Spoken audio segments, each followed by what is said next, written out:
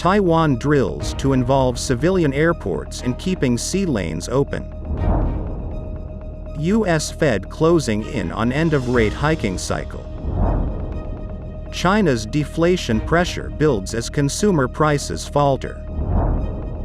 Solomon Islands signs controversial policing pact with China. NATO summit seeks agreement on Ukraine bid. Turkey gives green light to Swedish NATO membership bid. Snow falls on Johannesburg for first time in 11 years. Tomato crisis hits India as rain ravages crops, raising prices 400%.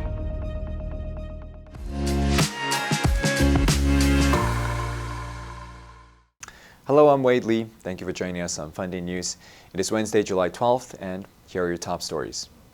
Taiwan's annual military drill will, for the first time, involve defending the island's main international airport and also practice how to keep the sea lanes open in the event of a Chinese blockade. Taiwan's Defense Ministry said the Hankwang exercise in late July would see the military defending Taoyuan International Airport from an airborne assault of paratroopers and helicopters. Meanwhile, at sea, the armed forces will practice saturation attacks on enemy ships, including amphibious assault ships and anti-blockade escorts. The ministry said that fighter jets would land and take off at Taidung's civilian Fengnan Airport on the east coast, which will simulate the regional airport acting as a backup if runways are destroyed at air bases during a war. China practiced precision strikes and blockades in drills around Taiwan in April. On Tuesday, Taiwan's defense ministry detected 34 Chinese military aircraft flying near the island, with up to 29 crossing the unofficial median line in the Taiwan Strait, as well as 4 Chinese warships carrying out combat readiness patrols. Several U.S. central bank officials said on Monday that the Federal Reserve will likely need to raise interest rates further to bring down inflation that is still too high. But the end of its current monetary policy tightening cycle is getting close. San Francisco Fed President Mary Daly said during an event at the Brookings Institution, "We're likely to need a couple more rate hikes over the course of this year to really bring inflation sustainably back to U.S. central bank's 2% goal."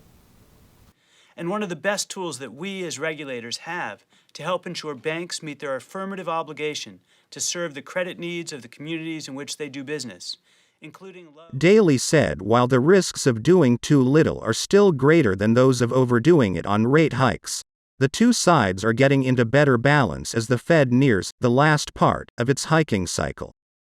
Fed policymakers are widely expected to deliver a rate hike at their meeting later this month, a move that would bring the policy rate to the 5.25% to 5.50% range.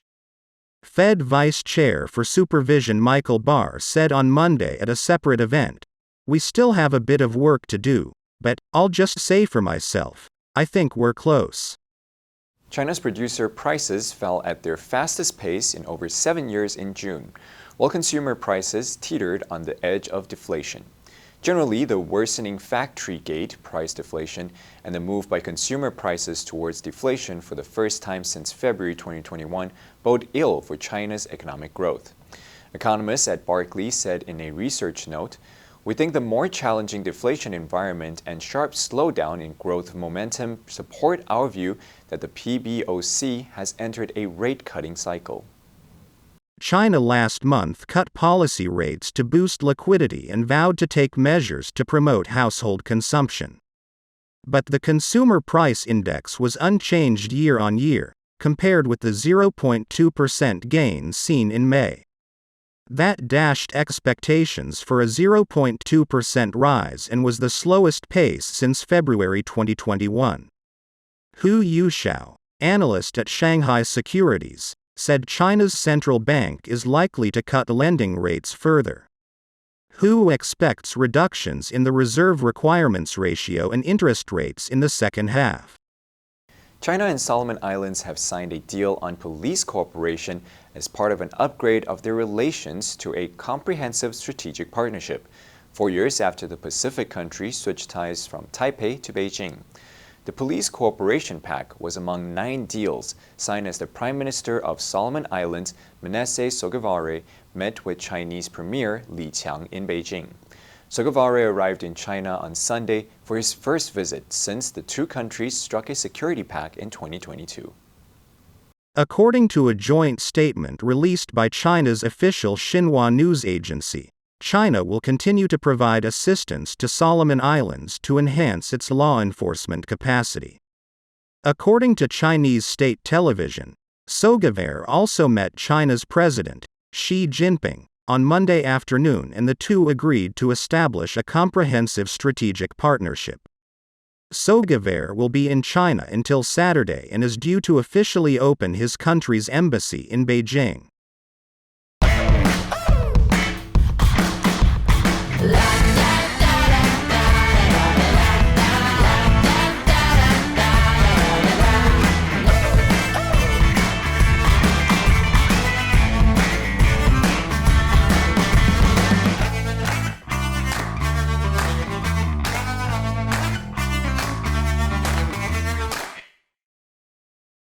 NATO leaders gathered for a summit in Vilnius on Tuesday, seeking to overcome divisions on Ukraine's membership bid.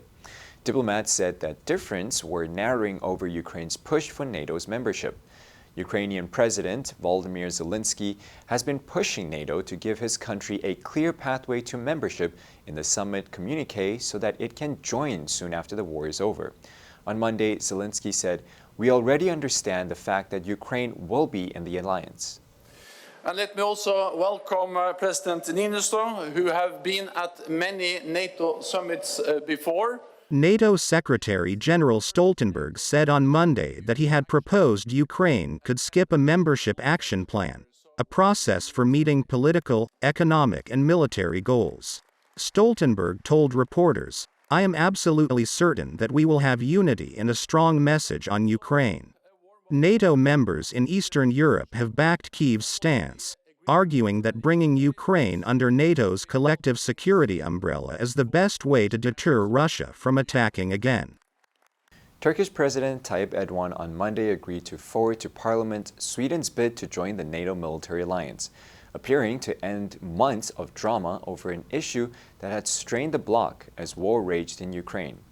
NATO Secretary General Jens Stoltenberg told a news conference, "I'm glad to announce that President Erdogan has agreed to forward the accession protocol for Sweden to the Grand National Assembly as soon as possible, and work closely with the Assembly to ensure ratification." After talks with the NATO Secretary General Jens Stoltenberg and Swedish Prime Minister Ulf Kristersson. Stoltenberg had convened Erdogan and Swedish Prime Minister Ulf Kristersson for several hours of talks on the eve of the NATO summit as he sought to finally break the deadlock. Stoltenberg said Erdogan had agreed to push ratification in Parliament as soon as possible, but he could not give a specific calendar. It took 2 weeks for Turkey's parliament to ratify Finland's membership. U.S. President Joe Biden, who welcomed the announcement, is due to hold face-to-face talks with Erdogan during the summit. Residents of South Africa's biggest city, Johannesburg, were stunned by the first snowfall in over a decade on Monday, with some children seeing snow for the first time. On social media, Johannesburg residents described the snow as pure magic, hectic, and a wonderful start to the week. University of Witwatersrand professor of physical geography Jennifer Fitchett told South Africa's Times newspaper that the snow was unlikely to last and had been caused by a surge in humidity, cold temperatures, and a cold wind. University of the Witwatersrand climatology professor Francois Engelbrecht told the Daily Maverick News website that snow falls in Johannesburg once every 5 years on average, with heavier snow like that seen on Monday occurring once every 10 to 20 years. South African Weather Service meteorologist Wayne Venter told the Daily Maverick that the conditions are probably not due to climate change. Snow also fell on Monday in the coal belt in Mpumalanga province, where Eskom's power stations are located. Prices of tomatoes, a staple of Indian cooking, have soared by more than 400% in recent weeks, as the country has been gripped by a nationwide shortage. The shortage has been attributed to the irregular weather that has ravaged India during this year's season for tomatoes, including unseasonable high rainfall in recent months, which devastated the growing crops and fueled a deadly fungal disease. Those in cities such as Mumbai or Delhi have to pay 160 rupees and higher for a kilo of tomatoes. Prices have recently shot up to rupees 80 to up to 120 per kg. However, traders have warned prices could hit record highs of 200 rupees a kilo in the next few days as the recent heavy monsoon rains have spoiled more stock. The shortage has even hit outlets of the fast food chain McDonald's in India.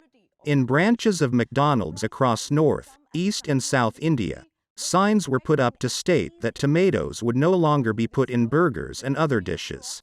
Tomato farmers said this had been one of their most devastating seasons in terms of production and profit. Now let's delve into the news of tomato crisis hitting India. Number 1, staple, 基本食物, 主食. Aid workers helped distribute corn, milk, and other staples. Number 2, soar, 急升, 猛增. Unemployment has soared to 18%. Number 3, attribute, 把某事归因于. She attributes her success to hard work and a little luck. Next, we have a multiple choice question for everyone to practice. Which answer would you choose? You can write your answer in the comment section. The correct answer will be announced tomorrow. And that's it for today's Funday news. Be sure to tune in to our Funday news from Monday to Friday and click the link below now to join Funday for free. I'm Wei Li, your host. I'll see you next time.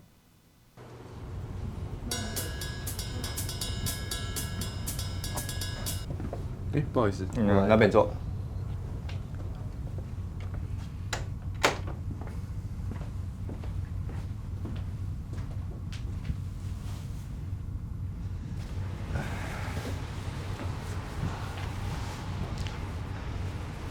这是你的麦克风。待会我们拍的时候呢，如果我没有喊卡的话，你就继续念，不要停。OK。没有喊卡就给我继续念下去哦。好的。